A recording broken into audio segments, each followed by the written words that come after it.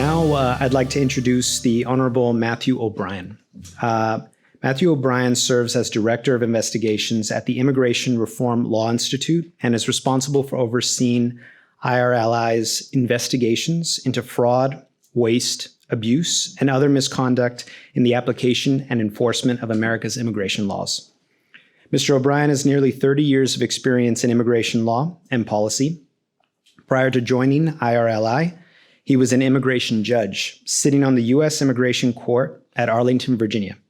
From 2016 to 2020, he served as the Director of Research at the Federation for American Immigration Reform. From 2008 to 2016, he held a number of positions at the U.S. Department of Homeland Security, including Assistant Chief Counsel with U.S. Immigration and Customs Enforcement, Senior Advisor to the Citizenship and Immigration Services Ombudsman, and Chief of the National Security Division at U.S. Citizenship and Immigration Services. From 1997 to 2003, he was an immigration attorney in private practice in Boston and New York. From 1996 to 97, he served as a District Adjudications Officer with the former Immigration and Naturalization Service.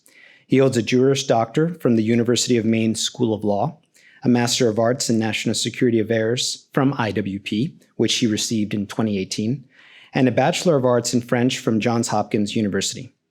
With that, please join me in welcoming Honorable Matthew O'Brien.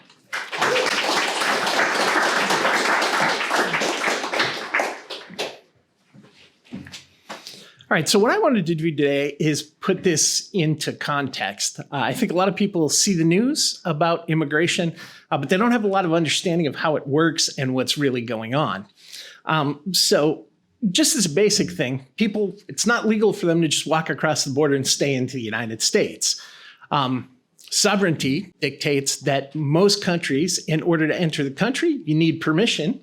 And if you don't have the permission, you can't lawfully remain. So having set that as the sort of baseline, I want to read a quote because the current immigration crisis is being portrayed as unprecedented. And it says in Ecclesiastes, nihil novum sub soli. Sorry, I'm not good with Latin, which means there's nothing new under the sun. And this is a repetition of something that has been going on for quite a significant amount of time since the founding of the Republic. The difference is that the current occupants of the White House and the Senate have decided that they're just going to ignore any part of American law that they don't approve of. And so they become active participants in helping people violate the immigration laws. So this is a quote from Thomas Jefferson from Notes on Virginia. Notes on Virginia, if you haven't read it, is very interesting. It's observations that Thomas Jefferson made in response to queries from the head of the French delegation to the United States at the time. So Jefferson asked, is rapid population growth by as great importations of foreigners as possible founded in good policy? They will bring with them the principles of the governments they leave, imbibed in their early youth, or, if able to throw them off, it will be in exchange for an unbounded licentiousness, passing as is usual from one extreme to another. It would be a miracle were they to stop precisely at the point of temperate liberty. These principles, with their language, they will transmit to their children. In proportion to their number, they will share with us the legislation. They will infuse into it their spirit, warp and bias its directions, and render it a heterogeneous, incoherent, distracted mass. Suppose 2 million of Republican Americans thrown all of a sudden into France, what would be the condition of that kingdom? If it would be more turbulent, less happy, less strong, we may believe that the addition of 500,000 of foreigners to our present numbers would produce a similar effect here. If they come of themselves, they are entitled to all rights of citizenship, but I doubt the expediency of inviting them by extraordinary encouragements. So that's prophetic. It sounds as though Jefferson were addressing exactly what is going on in the United States right now. Our government has invited these people to come here. They've done it deliberately, overtly in the news. The president told people, you should come to the United States and swarm the border. And they've done it covertly by choosing not to enforce any of the immigration laws, which sends a clear message. There's a tendency in the media to portray immigrants as two things simultaneously that they cannot be. One is hapless victims with no agency, and the other is people that are more entrepreneurial, harder working, and more deserving than Americans. But the fact is you can't be both of those things at the same time. And believe me, after 30 years in immigration, I have realized that immigrants are smart people. The ones that are coming here because they sense an opportunity. But the problem is they're not always just looking for a job and economic opportunity. As Professor Hodakiewicz pointed out, there's a lot of bad actors.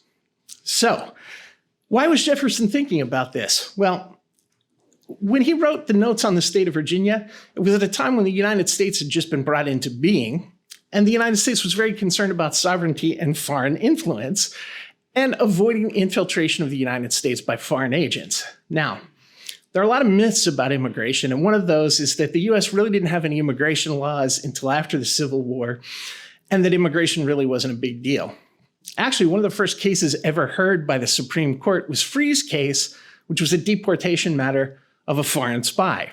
That was when the Supreme Court was sitting as a trial court. It was James Iredell of Edenton, North Carolina, who sat as the judge. And you find that in the archives of the Supreme Court, and it talks in detail about the fact that foreign nationals who haven't been authorized to enter the United States can't stay here, especially if they're an agitator on behalf of a foreign government. So let's put all of this into historical context. What is sovereignty? It's one of those words that gets bandied about, but it's kind of like Justice Potter Stewart said about obscenity and pornography. I can't define it, but I know what it is when I see it. Where does the whole concept of sovereignty come from? It emerges in 1648 with the Peace of Westphalia, which settled the 30 Years' War that had been going on all across Europe. It was a brutal, all-out war. And what it was over was the religious schism caused by the Protestant Reformation, but perhaps more importantly, it was about the authority that church leaders had to insert themselves into civil government. And of course, kings didn't want the popes telling them what they had to do. Now, as that concept developed, it essentially means that a modern state is the marriage of a legal system to a geographic territory that is occupied by people who would agree to be bound by that particular legal system. And that geographical boundary, as my predecessor pointed out, serves as a limit on where that law applies and who is subject to it. And for the people living within that territory, there isn't any civil authority higher than the government or the sovereign. Sovereignty is the basis for borders. It's the political and legal reality that has assured a relatively stable world order. And it's remarkably durable and remarkably effective. If you think about, yes, we had World War I, World War II, and there's always a hot conflict going on somewhere in the world. But since the 1640s, we've had two major worldwide conflicts. Prior to 1640, the whole world was consistently and constantly engulfed in conflict. So in conceptual terms, sovereignty stands for the proposition that England can't tell France how to run itself as a nation, and England and France can't band together and dictate how Spain runs itself. So the expression, no border, no country, which happens to be the name of our podcast at IRLI, is not just a cute campaign slogan, it's a political reality. If you don't have a border, as this gentleman very wisely said, it's like skin that holds everything together. The border delimits the country, it delimits what it's about, and by saying where the legal and political system applies, it dictates the nature of the country in general. So what's going on with the border? Well, to put it in historical terms, we're in the midst of a Westphalian crisis. The world right now is essentially divided into three blocks. One is primarily influenced by the legal and political traditions of the Judeo-Christian West. The second falls under the sway of Marxism, and the third falls under the sway of radical Islam, which in its essence is an unholy marriage of Islamist theology and Marxist political theory. So the US-Mexico border is the primary point of separation between the Western Judeo-Christian bloc and the Marxist bloc. Western Europe, particularly France, Germany, and the UK, are the primary point of separation between the Western Judeo-Christian bloc and the radical Islamic bloc. And what used to be Soviet Central Asia is the primary point of separation between the Marxist bloc and the radical Islamist bloc. Now, neither the Marxist bloc nor the jihadist bloc can defeat the Western Judeo-Christian bloc in a direct armed conflict. So our enemies need to rely on the war of ideas in order to defeat us. Now, as Jefferson noted, that's why I led with that quote, ideas don't cross the border on their own. They're evanescent, they're not corporeal. They cross borders with people. They come into countries with the people that carry them. How does that happen here? Well, a lot of Latin America has fallen under the sway of Marxism. Marxism has invaded academia, the media. It's led to woke culture. We've had demands in the United States to ban the burning of Qurans or criticism of Islam, which is blatantly not permitted under the First Amendment. And all of those things undermine the American ideas that undergird our political system and the rights that it guarantees. The other scary part of this is that borders are an irrelevancy to both the Marxist and the jihadist blocs, theoretically, culturally, and historically. They just don't matter. They're internationalist movements where the theory is supposed to lead to a worldwide superstate where the ideology rules and nothing else is of significance.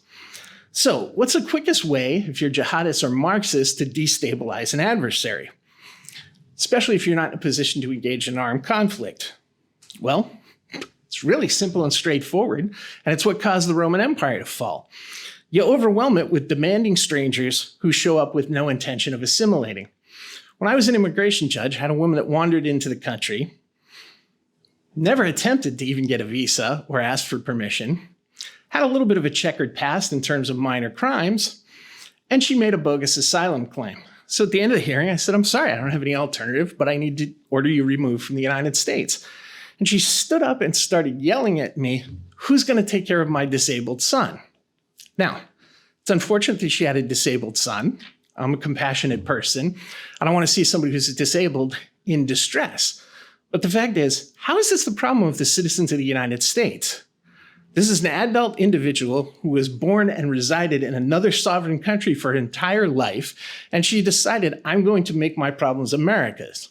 Now, one at a time for single people, that probably doesn't seem like a big deal, but we've added 7 million people to the population of the United States since the current administration took office. 7 million of those people with 7 million of those kinds of problems could bankrupt the United States. So, I mentioned the Roman Empire. There's a myth that the Roman Empire fell, and everybody sort of became aware of it immediately, and then the Dark Ages happened. Well, there's a problem with that theory. They didn't have modern communications. Significant portions of the population couldn't read and didn't have any education. What really happened was that the Roman Empire was slowly overridden by the Germanic tribes. The Romans got tired of fighting about it. The leisure classes were no longer interested in defending the rights of Romans. And so they said, well, we'll just let these people in and we'll allow them to become citizens. Didn't work out so well. So, what are the things that we need to look out for now that we have this crisis going on the border? Well, we need to look out for economic warfare. Illegal immigration costs the U.S. $150.7 billion annually. An additional $150 billion is sent out of the United States in the form of remittance payments, which we don't tax. Those remittance payments are money that's earned in the United States by people who have a connection to a foreign country, and they send it home to friends or relatives. Now, that's a huge problem because Mexico right now couldn't survive. Mexico is on the border of being a failed state, but it couldn't survive at all without the infusion of hard cash that it gets from the United States. So, there's economic warfare where you force a country to bankrupt itself. And, some of you may be sitting here and going, well, that seems kind of extreme. It's a little alarmist. Except that there were two researchers at a university in the United States, I can't remember which one, named Cloward and Piven, that said that the way for the Marxists to take control of the United States government was to create a class of people who were dependent upon the government and on whom the government consistently had to spend money. Then eventually, those people would move in favor to the point of rioting in the streets in order to get whatever it is that they believed the government was supposed to give them. Now, the function of the government is to protect our basic rights and it's to protect the populace. It's not to give us free stuff. So there's also a problem with demographic warfare. Frankly, a lot of the people that are being imported into the United States right now are being imported because one party happens to believe that those individuals will vote for it when they become eligible to vote, or when they can succeed in registering themselves to vote even if they're not eligible. Unstable countries tend to export their political opposition to the US. Venezuela is doing that right now. Anybody who's a criminal, anybody who is an agitator on behalf of a political philosophy that they don't like, hey, go to America, you'll have a much better life there. Then what happens? All the people that would generally cause political change to occur start leaving the country. There's no one there to oppose the government. And then those folks start sending remittance payments home, which helps the government fund itself and stay in power. We have a huge problem in the United States with diaspora diplomacy. The fact is that there are blocks of individuals from foreign countries here big enough to influence elections on issues or particular candidates. And the fact is that foreign missions to the United States are actively involved in giving those people information that they believe will cause them to vote in a way that benefits the home country. And they can also achieve victory over us by capture of US institutions, which we're already starting to see in the courts. And then there's just good old-fashioned classic infiltration. So we've had at least 7 million people enter the US. That's the ones that we know about. The ones that we don't know about, Mark can back me up on this, there are two kinds of unknowns that we deal with in immigration. There are known unknowns, known gotaways, they call them, and those are people that the Border Patrol or ICE or whoever has observed either on sensors or physically walking into the United States, driving into the United States, but they don't have the resources to go and catch them. Then there are the really scary people who are the ones that don't want to be found, and they sneak over in the dead of night in difficult areas to cross the border, and they get into the US and no one knows they're here. We don't know how many of those people are. We can talk about the known gotaways and give reliable estimates because people have seen them. Border Patrol agents have counted them. But the people who snuck over in the dead of night and nobody saw them, we don't know how many of them are here. Now stop and think about that. How many of those people are foreign soldiers, paramilitaries, or terrorists? Spies, intelligence operatives, agents of influence? Now, if only 1% of the people that came here now are, for example, soldiers, that's a fifth column of 70,000 people in the United States. That's 7 divisions of soldiers from foreign countries. Now, the fact is, the Chinese alone may have succeeded in inserting that many military folks or intelligence folks into the United States. But let's take a look at this from a different angle. We all saw the attacks on TV on Israel. A bunch of staff members from IRLI were in Israel about 90 days before that happened. We stood at the very place where they broke through. Now, the security in Israel is unbelievable. I've never felt so safe any place that I've ever been. And yet, Hamas was still able to invade, and they did it with only 3,000 people. Now, Israel's a smaller country than the United States. It's about the size of New Jersey, and it's got a roughly similar population. But the fact is, if 3,000 people could cause that much havoc, and we have 7 million strangers who we don't know who they are, and quite frankly, I'll be honest about it, it's impossible to vet them. Vetting is a great word that administrations like to throw about, but all it is a fancy term for a background check. In order to background check somebody, they have to have left a footprint that you can see so that you can trace them. Now, the fact is that all of us, probably on the way over here, used a debit card at Uber, might have stopped and bought lunch, made a cash withdrawal. We all have a driver's license. We all have a social security card. We all have an insurance card. All those places are selling your data to places that accumulate it and make a profit off of it. One of the most effective things I had as a tool when I was at ICE was commercial credit card databases. I wanted to find a bad guy or find out something damaging about a bad guy. I could go through every government database I wanted and in a lot of cases not find anything. I got into a commercial database, boom. It was amazing. So, those are extreme examples. But the fact is that open borders make it very simple to do other things. Does anybody here watch The Americans? Okay, fantastic television show. It was about the Soviet illegals program. Dr. Hudakevich can testify to the fact that is not a fictional creation of television producers. It's a real, honest-to-God thing that happened. And if you think for a moment that the FSB, when the KGB was dissolved, didn't continue with that, you're crazy. So you can insert spies into the flow of refugees, and you can actually get them legal permission to remain in the United States, which eventually leads to a green card and then to a passport. And then you have a problem because denaturalizing somebody is virtually impossible, and it's incredibly hard to get rid of people that engage in treasonous activity once they've raised their hand and sworn an oath to the United States, which I think is an indication of how much that oath is worth at the current time. So, tack on to that the fact that 99% of the terror attacks in the US since 9/11 were due to a failure of immigration vetting. The 911 Commission report very famously said the attack was due to a failure of intelligence and a failure of imagination. It wasn't. It was a failure of immigration vetting, and it was a failure of the INS, which was asleep at the wheel, to wake up and see the obvious. So, what's the solution? It's really simple. Secure the border. Shut off the illegal employment magnet, and stop permitting foreign nationals to enter our country if we can't adequately vet them. It's been news coverage over the last couple of days with the president saying, I need to figure out if I have the authority to close the border. That's a patent lie. The authority to close the border for virtually any reason exists in a statute, 8 U.S.C. 1182F. And the president knows this because he's invoked it 16 different times to place restrictions on various populations of foreign nationals who are coming to the U.S. The reason that the border is not being secured is because the powers that be do not want to secure it. So I thank you for listening to me rave on about the problems with immigration, and I'm happy to take any questions.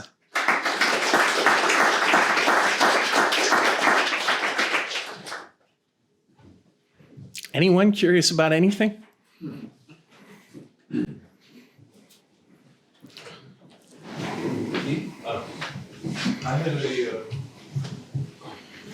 I had a question about how effective do you think it would be to, I guess, make more of an effort to prosecute corporations who hire legal immigrants? Because it seems like, apart from, of course, dealing in illegal drugs and human trafficking, the big motivation for crossing the border is that a lot of companies hire people without vetting them, without seeing if they are here legally.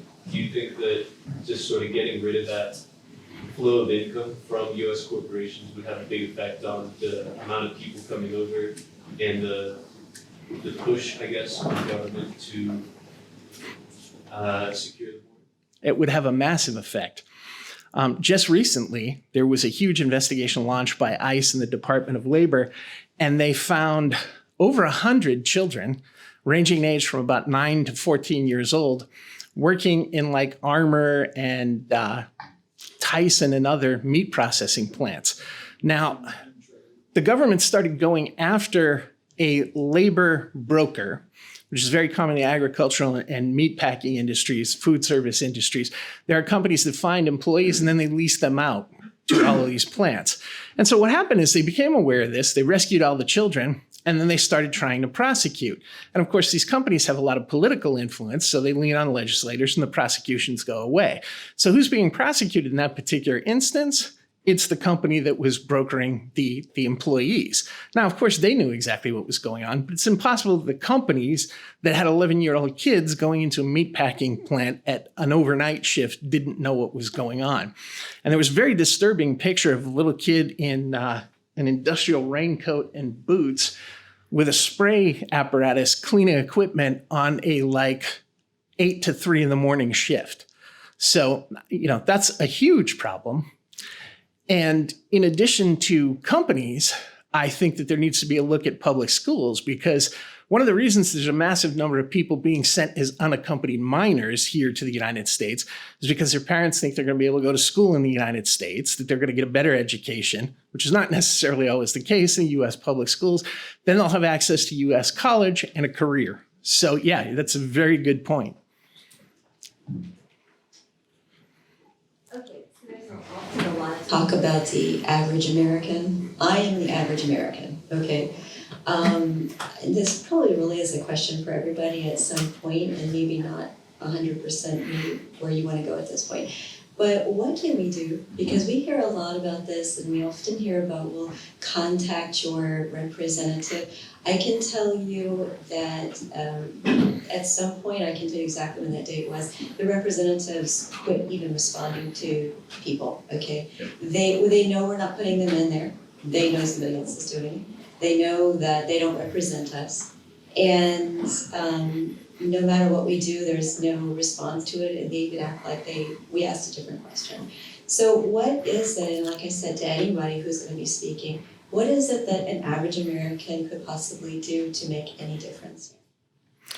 Well, the various representatives may stop taking people for visits, but the fact is when they get enough mail clogging their inboxes, physical mail usually is better, but you can email a lot of them now, it tends to change their tune. The other thing is follow the website for IRLI and for FAIR. FAIR has field representatives that work with various activist groups in all of the states. So you can talk to them and become involved with something like that. And then we're in an interesting age. Brian and I started a podcast. It was like a tiny investment in a camera and a sound recorder. And guess what? Now we've got our own news show, and virtually anybody can do that now with a $100 investment off of some stuff you grab off of eBay, or if you have a cell phone without any investment whatsoever. This is an issue that needs a weight of dissatisfied Americans behind it, which I think is something that is starting to happen. But of course, the hope always is that when that happens, that the powers that want whatever the American public is asking for hope that people will just get bored and go away. And so they do bread and circus and try and distract everybody. If the glove don't fit, you must have quit. Look at the Wookiee. And try and distract people's attention from things. But this has gotten people's attention. People, I've met 3 or 4 people that I know that were diehard, never vote Republican ever, that have said, if the Republican Party is going to be the one that takes this issue seriously, I'll vote for them. Once upon a time, this was a bipartisan issue.